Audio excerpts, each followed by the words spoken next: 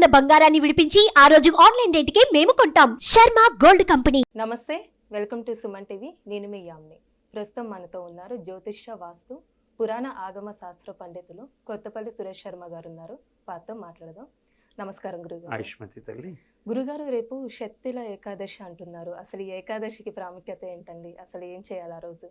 అంటే షట్తిల అంటే 6 తిలలోని యాక్చువల్గా ఇది కొన్ని పంచాంగాల్లోనూ లేకపోతే క్యాలెండర్లో ఎక్కడో రాస్తూ ఉంటారు. వాస్తవం ఏమిటంటే ఈ యొక్క అంగారకుడు ఉచ్చ స్థితిలో ఉండగా, అంటే కుజుడు ఆ యొక్క అంగారకుడికి రాశికి కుటుంబ సప్తమ స్థానాధిపతి అయినటువంటి శుక్రుడితో కలియగా, అంగారకుడు ఏదైతే ఉచ్చ స్థానంలో ఉన్నాడో అది గురువుకి నీచ. అటువంటి సమయంలో గురువు ఈ యొక్క మేషరాశిలో ఉచ్చ స్థానంలో, అంటే మిత్రస్థానం అన్నా కానీ కొంచెం ఉచ్చ కింద లెక్క, అంగారకుడు ఇంటిలో ఉండి అంగారకుడి చేత చూడబడినప్పుడు ఈ మకరం ఏదైతే ఉందో అది యాక్చువల్ గురువుకి నీచ స్థానం. ఈ అంగారకుడి చేత ఎప్పుడైతే చూడబడతాడో ఖచ్చితంగా అక్కడ శుక్రుడు ఉన్నప్పుడు, అంటే ఇక్కడ ఏమవుతుంది, కుజుడు చేత గురువు చూడబడుతూ, గురువు శుక్రుని చూస్తూ, శుక్రరాశిని చూస్తూ తన స్వరాశిని, తన యొక్క సొంత రాశిని, అట్లాగే సూర్యుడు ఉన్నటువంటి సూర్యుడు మకరంలో ఉన్నాడు ఇప్పుడు. సో మకర రాశిలో కుజ సూర్య శుక్రుడు ఉన్నారు, బుధుడు కూడా ఉంటాడు.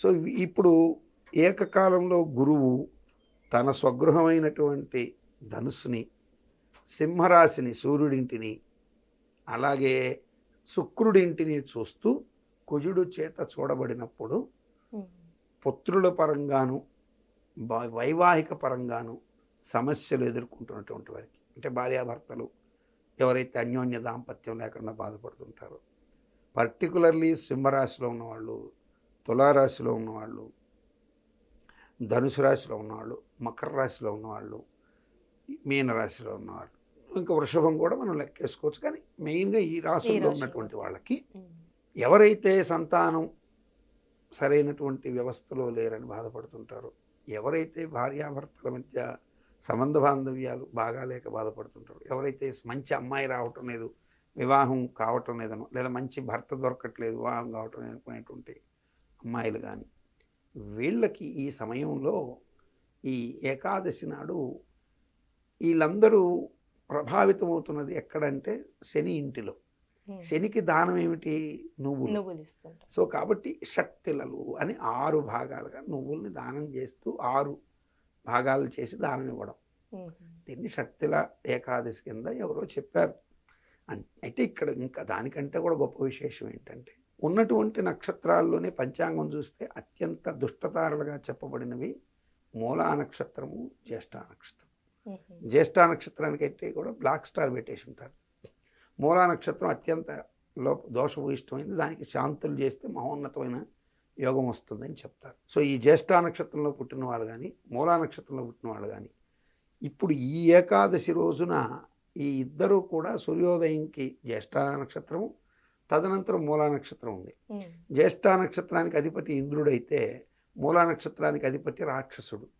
సో రాక్షసో నామ్ని మూలా నక్షత్రం అన్నారు కాబట్టి అసుర బాధలు, అంటే నరకం అంటే ఇక్కడే ఉందని బాధపడేటువంటి కొన్ని బాధలు ఉంటాయి. కొంతమంది భార్య బాధ పెడుతుందనో, మిత్రుడు బాధ పెడుతున్నాడనో, అప్పు ఇచ్చినోడు బాధ పెడుతున్నాడనో, అప్పు తీసుకున్నవాడు కూడా బాధ పెడుతున్నాడనో, లేదంటే వ్యాధి బాధ పెడుతుందనో, రకరకాల బాధలు పడుతున్నటువంటి వాళ్ళు ఈనాడు ఒక నల్లటి వస్త్రం, ఎటువంటి ఇది తీసుకోవాలంటే 9 ఇంచెస్ బై 9 ఇంచెస్ తగ్గకూడదు. అంటే ఎటు చూసినా 9 ఇంచెస్ ఉండేటువంటి ఒక నల్లటి వస్త్రం తీసుకోవాలి. అంతకంటే తగ్గకూడదు. కొంచెం ఎక్కువ, ఒక అంగుళం ఎక్కువ అయితే ఇబ్బంది ఏమీ లేదు. కానీ 12x12 యాక్యురేట్గా తీసుకొని ఆ 12x12 నవగ్రహ నల్లటి ఈ యొక్క వస్త్రం మీద శనీశ్వర యంత్రాన్ని లిఖించుకోవాలి. ఈ శనీశ్వర యంత్రం ఏమిటి అనేది నెట్లో కొడితే బోల్డ్ వస్తాయి. ఒకవేళ మీకు శనీశ్వర యంత్రం తెలియకపోయినా దానివల్ల ఇబ్బంది ఏం లేదు. అప్పుడు మనం ఒక బోర్డు మీకు కావాలంటే నేను ఒక చిన్నపాటి ఇస్తాను, దాన్ని మీరు టెలికాస్ట్ చేయొచ్చు కూడా మన యొక్క ప్రేక్షకుల కోసం. రాశి కుండలిని కొడితే వస్తుంది. సో రాశి కుండలు ఎలా ఉంటుంది అంటే, ఇటువైపు 4 పెట్టెలు ఉంటాయి, అర్థమైందమ్మా? ఇటువైపు ఒక 4 పెట్టెలు గీస్తారు. అంటే ఇటువైపు చూస్తే 4 పెట్టెలు, ఒక బాక్స్ మీద బాక్స్ పెడితే ఎట్టుంటుందో అట్లా 4 బాక్సులు, ఇటువైపు ఒక 4 బాక్సులు, మధ్యలో 2 బాక్సులు, కింద 2 బాక్సులు పెట్టారనుకోండి. ఇప్పుడు ఎన్ని వచ్చాయి?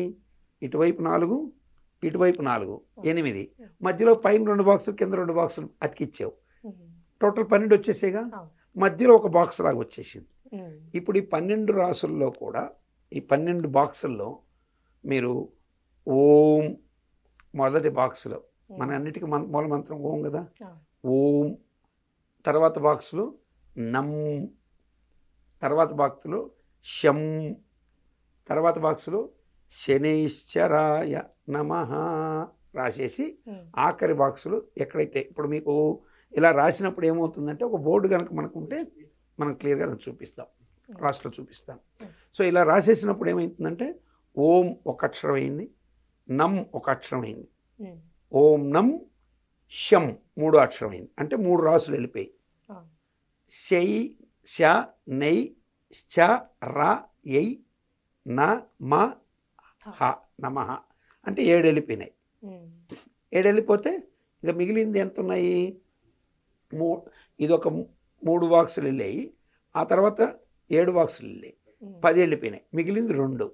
ఈ రెండిట్లో శ్రీం శుభం రాసేసి చక్కగా ఆ శ్రీం అనే దగ్గర శుభం కింద ఉంటుంది. లేదనుకుంటే కూడా ఇంకొక కూడా రాయొచ్చు, శనేశ్వరాయ నమః అని రాసేసి ఆకరాలో కూడా మీరు హ్రీం అన్న శబ్దాన్ని కూడా రాసేయచ్చు. లేకపోతే శనికి మూల మంత్రంలో బ్రాం బ్రీం భ్రౌం అని ఉంటాయి, శనేశ్వరాయ నమః అని. కాబట్టి ఓం బ్రాం భ్రీం అని కూడా రాయొచ్చు. ఇలా రాసేసి మధ్య బాక్సులో సర్వారిష్ట ప్రశమనం కురుకురు. ఈ మధ్యలో ఒక అన్ని బాక్సులు అంటుకున్న తర్వాత ఏమవుతుందంటే, మధ్యలో ఒక రౌండ్గా అతుకుతుంది అనమాట.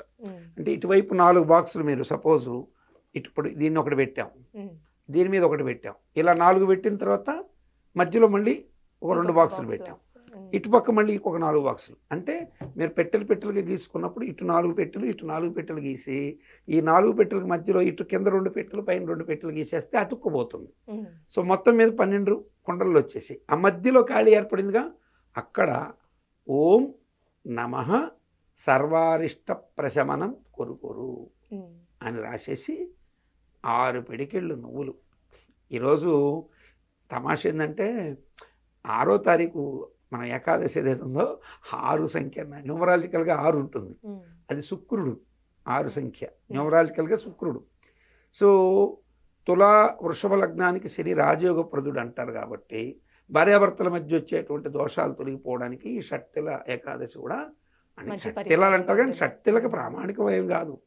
ఇప్పుడు ఈ జ్యేష్ఠ మూల నక్షత్రాలను పుట్టినటువంటి వాళ్ళైతే అద్భుతమైన ఫలితాన్ని తెచ్చుకోవచ్చు. ఇలా వేసి పిడికిలతో నువ్వులు వేసేసి, ఎందుకంటే జ్యేష్ఠ నక్షత్రం ఏదైతే ఉందో అది వృశ్చిక రాశిలో ఉంది, దానికి అర్ధాష్టమ శని ఉంది. మూలా నక్షత్రానికి ఏమో అర్ధాష్టమ శని దోషాలు పోయినాయి. కానీ నువ్వులేసి మూట కట్టి ఇలా దానం ఇచ్చేస్తే, చక్కగా ఒక అయ్యప్ప పాత్ర ఎన్ని పెట్టి శనీశ్వరుడికి దానం ఇచ్చినట్లయితే తప్పనిసరిగా మంచి శుభాలు కలుగుతాయి. ఇంకొకటి కూడా జ్యోతిష్శాస్త్ర ప్రకారం ఏమిటంటే, శనికి బద్ధ విరోధ గ్రహాలు ఏమిటి అని ఎవరైనా అడిగితే, ఒక గ్రహం ముందు వచ్చేది కుజుడు, తర్వాత సూర్యుడు. సూర్యుడు కుజుడు బద్ధ శత్రువులు ఎవరికి? శనీశ్వరుడికి. సో ఇప్పుడు ఏకాదశి మంగళవారం వచ్చింది, నక్షత్రాలు కుజుడి ఇంట్లో ఉన్నాయి. కాబట్టి ఈ కుజుడు ఎక్కడున్నాడు? శనీశ్వరుడి ఇంట్లో ఉచ్చస్థానం ఆయనకి అక్కడ ఉన్నాడు. కాబట్టి రాబోయేటువంటి సంవత్సరం ఎవరయ్యా రాజు అంటే శనీశ్వరుడు, కుజుడు. క్రోధినామ సంవత్సరం మంగళవారం ఉగాది వస్తుంది. సో రాబోయే సంవత్సరంలో ఈ అంగారకుడు ద్వారా మీకు సకల శుభాలు, రోగ నివృత్తి కలగడం, రుణ విముక్తి, అప్పులు తీరడం, మంచి శుభాలు కలగడానికి ఆస్కారం ఏర్పడుతుంది కూడా. కాబట్టి ఇట్లాంటి మంత్రాలు పెట్టి దానం ఇవ్వడం శుభం. ఇంకా వీలైతే నీకు కొంచెం ఓపిక ఉంటే అన్ని నువ్వులు, కొద్దిగా ఎండు కొబ్బరి, బెల్లమును చేర్చి చక్కగా దాన్ని బాగా నలగొట్టి చిమ్మిరేం చేస్తారు. అంటే ఇది నల్ల నువ్వులు ఉపయోగించాలి అయితే? నల్ల నువ్వులే, నల్ల నువ్వులతోనే చక్కగా నలగొట్టి చిమ్మిరేం చేస్తారు. ఈ చిమ్మిరి చేసి శని భగవానుడికి నివేదింపజేసి దాన్ని ప్రసాదం కింద కొంచెం తీసుకొని, కొంతమంది భక్తులకి అంటే ఏదైతే మనం దేవాలయం దగ్గర ఉంటారో వాళ్ళకి పెట్టచ్చు. దీన్ని చాలామంది ఏమంటారంటే ఇలా పెట్టినప్పుడు వాళ్ళకి శుభాలు కలుగుతాయి. కానీ వీడేం చేస్తారంటే కొంతమంది ఈయనేదో పాపాలు చేశారు, తిలా పాపం తలా పిడికెడు అని ఒక లోకంలో అనవసరమైనటువంటి అపవాదు పుట్టించారు. శనీశ్వరుడి ప్రసాదం తింటే ఏదో పాపం మనం నాశనం అయిపోతాం అనుకోవడం చాలా తప్పు. తినకపోవడం వల్ల బాధపడతారు. ఇది గుర్తుపెట్టుకోవాలి. తిలాన్నంతో హోమం చేస్తే ఈరోజు ఏకాదశి రోజు కనుక నువ్వులతో చక్కగా నువ్వులు నలగొట్టేసి చక్కగా అన్నంలో ఆ నువ్వుల పొడి కలిపి నేతిని చేర్చి పోపు పెట్టి చక్కగా మనం ఎట్లయితే ఇంట్లో పోపు పెట్టుకుంటారో పెట్టి దాంట్లో కొద్ది మిరియాల పొడి కూడా వేసి ఇంగు వేసి నిమ్మరసం పిండేసి ఉప్పు కలిపి తిలాన్నం చేసి దానితో హోమం చేస్తే అద్భుతమైనటువంటి ఫలితాలు వస్తాయి. ఇది బ్రాహ్మణుని ఇంటికి పిలుచుకొని ఇలా తిలార్జ్య హోమం కూడా చేయించుకోవచ్చు. ఈ తిలార్జ్య హోమం అంటే ఆర్జ్యం వేసి ఈ తిలాన్నం వేయడం ద్వారా, తిలలు సపరేట్గా వేయడం తిల హోమం, అది తిలాన్న ఆర్జ్య హోమం అంటారు దీన్ని. ఇది చేసి ఆ ప్రసాదం తీసుకుంటే చాలామంది మీరు వినుంటారు పులిహోర నలిహోర తలిహోర అని. విన్నారు ఎప్పుడన్నా? పులిహోర నలిహోర తలిహోర అని. పులిహోర అందరికీ తెలుసు, ఇది నలిహోర అన్నమాట. ఇప్పుడు నేను చెప్పిన ప్రసాదం పేరు నలిహోర. పులిహోర నలిహోర అంటారు. ఈ ప్రసాదం ఉంది కానీ ఇదే మనకు లేనిపోని భయాలు ఎక్కడ పుట్టించారు అంటే శని ఉన్నప్పుడు నల్ల ఫోన్ కూడా ముట్టుకోవద్దు, మీకు కష్టాలు వస్తాయి.